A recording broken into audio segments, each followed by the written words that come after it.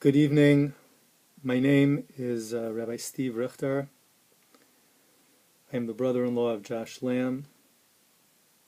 The shiur tonight is dedicated in memory of Sarah Lamb Dratch, Sarah Rivka Bas Harab Nachum Umindel.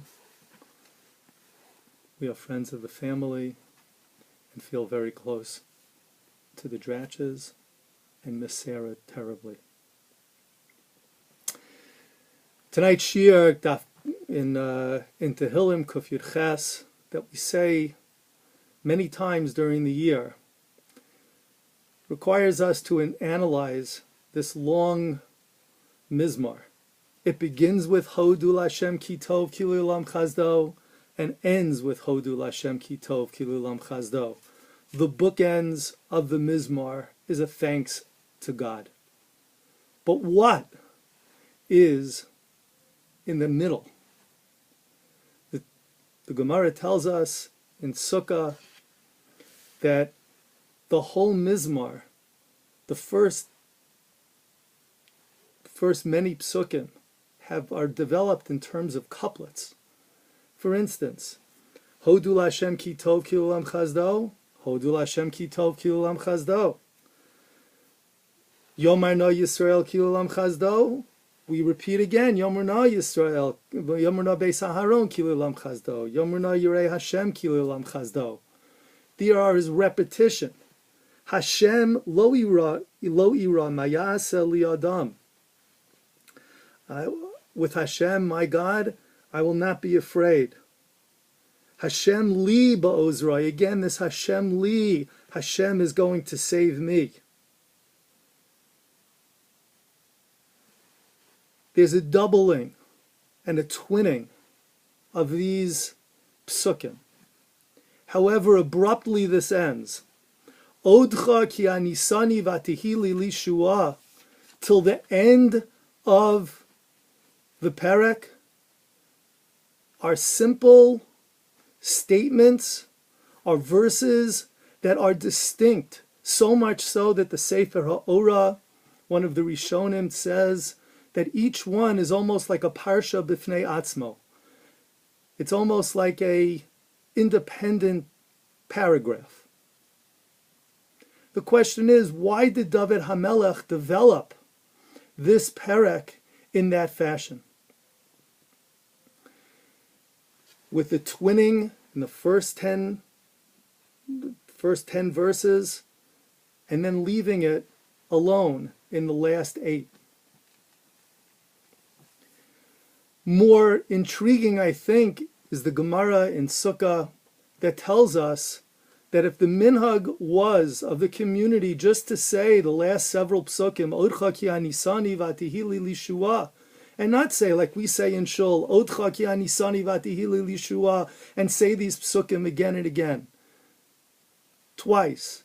Zeh hayom asa Hashem nagila v'nismechavo, Zeh hayom asa Hashem nagila v'nismechavo, as we do in Shul. Says the Gemara, if the minhag was lifshot, if the minhag was to say it once, yifshot, that's exactly what you should do.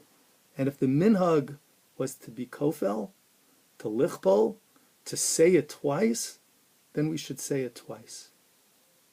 And that's very intriguing, because if David HaMelech designed and structured this Perek of Tehillim with a section being twinned and having these coupled verses, versus the idea of from Odcha till the end being singular, what right do we have as a minhag of Klal Yisrael to say them again? So in order to understand this, we must understand that there are 3 separate sections to this section of Tehillim. Many say, some Rishonim actually point out, that the bookends of Hodu L'Hashem Ki Tov Ki L'Olam Chazdo and the Yomrus of Ki L'Olam Chazdo and the last Hodu L'Hashem Ki Tov Ki L'Olam Chazdo is really an introductory phenomenon and an introductory component to this mizmar. It is the middle part of Min HaMeitzar Ta'odecha that really requires our focus and our concentration. What is that theme? From Min HaMetzah Karasi Ka all the way until Odecha. And it seems that the first part of the Mizmar really talks about David HaMelech when he's at his lowest state. He's been appointed as king. He's a personality that is destined, hopefully, to be the king. But he confronts enemies. Enemies from without, the Plishtim, that he's successful in cutting down. But there are enemies from within. Bnei Yisrael are after him. People that didn't believe in him. People that could understand and wanted him not to survive. Who saw a Malchus, not Beis David. Who saw the Malchus going into somebody else's hands. And it's this, that David at this point says, Min HaMetzah Karasi Ka, Anani B'merchav Ka. From the depths, I shout out to you, HaKadosh Baruch Hu. I cry out to you, and you answer me in my distress. What was it that David HaMelech felt so compelled to believe that this was a time that was going to set the stage for his ultimate Malchus? If we look at one of the psukim, Tov lachsos ba'Hashem mivtoach ba'adam. It is better to take refuge in God than it is to take refuge in man. Tov lachsos ba'Hashem mivtoach b'nedivim. It is better to take refuge in God than it is to believe in the nobles. David HaMelech's secret was always to take refuge in God. But he continues, Tov lachsos b'Hashem mivtoach ba'adam. Kol goyim sevavuni. All my enemies surround me. B'shem Hashem ki amilam. I cut them down with the name of God. Sabuni gam sevavuni. And I'm surrounded by my enemies. And b'shem Hashem ki amilam. And I cut them down with the name of God. What was it that kept David elevated and buoyant during this time prior to his ascendancy to the throne? When enemies from without and enemies from within were trying to do him ill and possibly even kill him. It was knowing that b'shem Hashem, that it was the Avtacha, it was the Amunah and the Bitachon that he had in God. And from the promise that he had from God that he would actually be king, a functional king, not only a king in the shadow of Shaul HaMelech, but he would ascend the throne and be a unique personality and be able to run the government and be able to be a king that would take Klal Yisrael to the next level. So it is this part of the Mizmar, the low part of David HaMelech's life, that he praises God. I have the bitachon and I have the trust in God that he will ultimately make me successful, make me a successful king. The Gemara in Psachim and Daf Kuf Yud Tes continues to explain yet another theme. That theme is the theme of Odcha Ki Anisani till the end.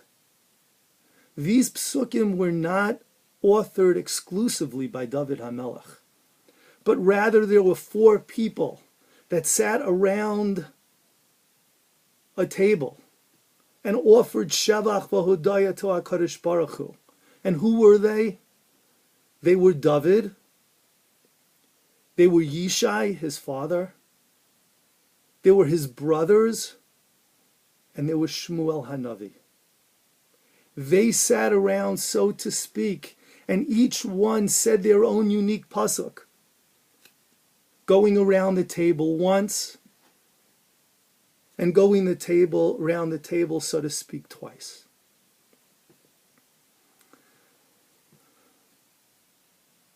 Odcha ki anisani vatihili lishua. This was a praise that all of them gave separately in their own unique psukim about the malchus and the actual ascendancy of David to the throne. I thank HaKadosh Baruch Hu because he has actually answered my tefillah. He has answered me. Vatihi li lishua. And he's given me a salvation. And there was a time, Even Ma'asu Habanim Hoisa L'Rosh Pina. There was a time when I was a despised stone. But now I am at the cornerstone. As the Rishonim point out, this is the most chashuv, the most unique, the most important stone of a house. And now I have where people didn't believe in me. And I believed in the Shem Hashem. Now I can give shavach on the fact that I actually ascended the throne. And thirdly, and almost impossibly, David HaMelech switches the tone with the company that he has of Shmuel, his brothers, his father, and himself. And they say, Ana Hashem Hoshiana, Ana Hashem Hatzlichana. And they talk about the Beis HaMikdash, the coming of people to the Beis HaMikdash, the hope that people come, when they come and they say, Ana Hashem Hoshiana, I've come to the Beis HaMikdash to be saved. Ana Hashem Hatzlichana, HaKadosh Baruch Hu, you should make me successful in my spiritual mission. But where are they going and where are they offering that praise? Say the Rishonim, the Kohanim respond, Ana Hashem Hoshiana, Ana Hashem Hatzlichana. Yes, you should be successful in your avodas Hashem here in the Beis HaMikdash. When was the Beis HaMikdash built? Was it not built after the death of David HaMelech? What type of Shavach v'Hodaya, what type of praise were they offering HaKadosh Baruch Hu on something that has not yet happened? And let me suggest, with these three parts, perhaps we can understand why David HaMelech created the couplets in the beginning, and why we as Klal Yisrael needed to invest the couplets and the restatement of Odcha till the end, in the final part of the Mizmar, when we say Hallel. The Ritva comments that in Sukkah, that HaKadosh Baruch Hu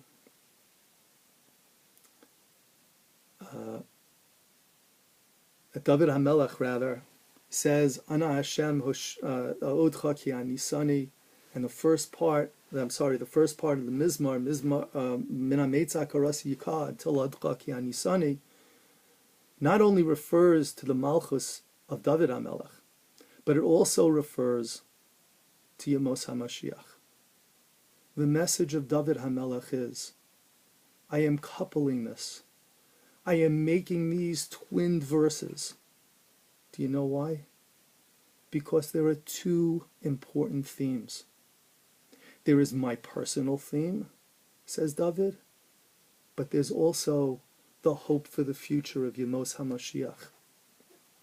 Just as HaKadosh Baruch Hu will answer me, and I carry the Havtacha, and I carry the trust, and I have the promise of God that I will ascend the throne and be the functional king of Klal Yisrael, so too B'nai Yisrael in your most difficult time. Understand, we also have the Haftacha of HaKadosh Baruch Hu, that there will be a Mos HaMashiach, that there will be a world that understands Hashem Echad U'Shmo Echad.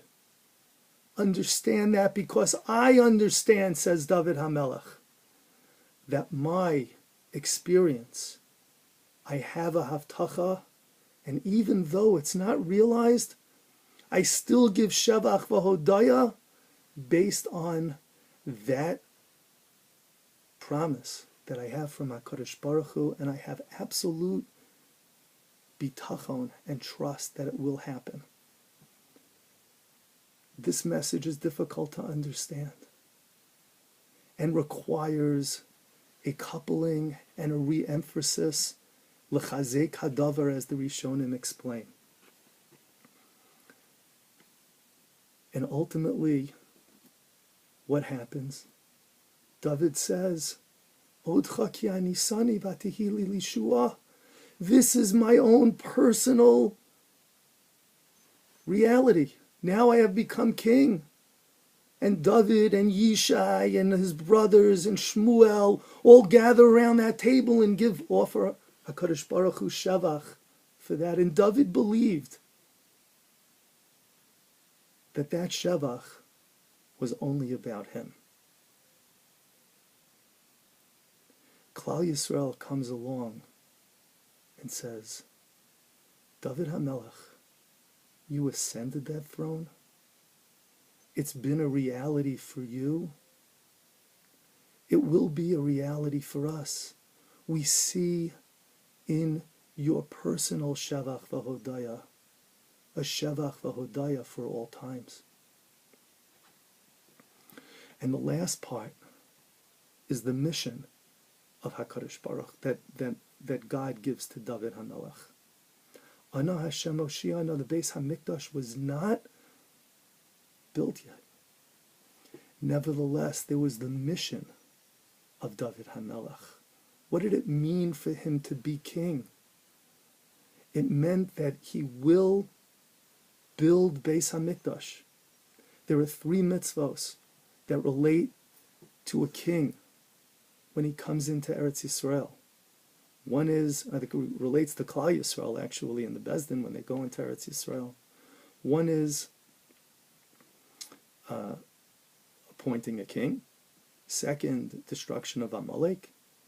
Number 3, Binyan Beis HaBechira. It is on David HaMelech's shoulders that the Beis HaMikdash becomes a reality. And what he says is, that is my mission statement. What is the purpose of my melucha? What is the purpose and the to'eles of my ascending the throne? It is to evolve Klal Yisrael to the next level. And it was such a reality to him and to Shmuel and to Yishai and to his brothers that they offer Shevach V'Hodaya on that which did not even occur yet. This is the power of Min HaMetzah Karasika, the power of our understanding that there is a dual message, that when we as Klal Yisrael and David HaMelech in his personal experience went through difficult times, that he was able to emerge and to have bitachon in HaKadosh Baruch Hu at the most difficult times. We as Klal Yisrael can do that as well. David HaMelech ultimately ascended the throne. So too, there will be a time of Hashem Echad U'Shmo Echad where all of the world will recognize HaKadosh Baruch Hu as the Melech Malchei HaMlachim. And the third thing, that David HaMelech's mission of Binyan Beis HaMikdash was going to come true because he had a mission, so too each and every one of us. should take our spiritual mission, whatever that may be, and develop it and see it as a mandate from God, to see it as the ability and how we ourselves can move forward in our own avodas Hashem, and to make our life a life that has a mission.